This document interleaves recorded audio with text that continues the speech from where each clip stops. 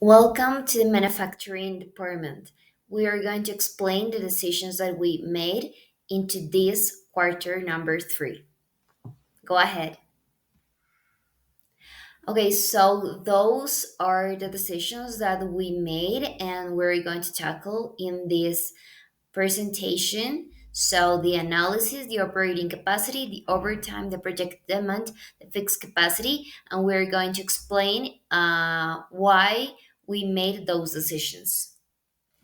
First of all, it's important to mention that the news for the quarter three are that based on a market analysis that were made, the customers want lower prices but a good quality. So based on that, we also make the decisions for this quarter in the manufacturing department. Okay, so in the operating capacity, we see that the units per day were 4 and the units per quarter were 260. And the effective operating capacity after the adjustment for worker productivity was the units per day 3.40 and units per quarter was 221. So the maximum overtime per day in this case didn't happen. There was no overtime because the labor cost per unit do not increase, but the effective because the effective operating capacity it was too needed for demand projection was 3 and 160. So the fixed capacity available in for the next quarter is 24 the units per day and 1,560 for the units per quarter. So at the end of the second semester, we projected a demand of 160 units, and that was like not too high. And this increase is justified by the availability capital for investment, amounting to 180,000 monetary units and 195 units per quarter as a production capacity. Well, taking a look of the balance scorecard, the reliability of our company, the Radix company, is 63%, so which is kind of low in comparison with the other brands. And the manufacturing productivity specifically here is 0.63, and the ranges go between 0 to 1, and the optimum score is zero point 0.8. And the thing is that we are in 63, so we are like in the medium of like the highest score or the optimum score. So we're not that bad, but we're not the best one. And the operating capacity used that we've used is 177, and the excess of capacity has been zero until this quarter. Looking at the color codes of the strengths and weaknesses that our company have, regarding specifically with the manufacturing, we're in the third place in strengths and in the weaknesses as well. So what does it mean is that the manufacturing productivity hasn't been that bad, but it has to improve constantly. So we are going to try to improve that in this quarter. So that's why you will see what are going to be the decisions that we've been making until now to improve that and to get better results in the quarter number four. So here, as I told you before, the 63% of the reliability that our company has is based on specifically the manufacturing and human resources departments. Here you have the calculations of the numbers of percentage that you saw before. So here we have the three main aspects to evaluate the manufacturing productivity: the reliability, the operating capacity used, and the overtime. Those are the main factors to take into account the decisions that we've made so far.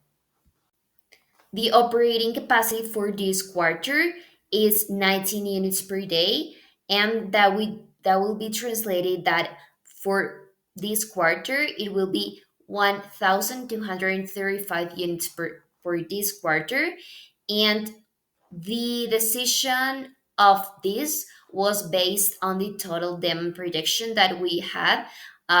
Thanks to the sales department, they based this demand in 1,120 units per this quarter, and the 74% of the production capacity, production productivity is based on the human resources department. So based on those two main numbers, we decided to produce 19 units because uh, the total demand production for like the units per day will be 18, so we think that one unit extra will be better to like have enough capacity and to not have stock outs in our company. As a group, to make a decision about overtime, we had to increase one overtime hour. Since if we look at the project demand, we see that it increased, and in this way, we can supply the project demand and produce more units for this quarter. However, we are aware that the average cost of labor will increase, but we believe that is necessary to be able to meet the demand. The project demand chart shows a projection of demand for different products, including ride or die, Wildrex, RD, Luxury Ride, and Speedway. The chart highlights several key metrics for each brand, such as previous demand, the story of demand for each product, project demand, the expected amount of demand for the next quarter, every cost, the cost of production associated with each unit of product, and selling price, the selling price per unit of each product. Key observations.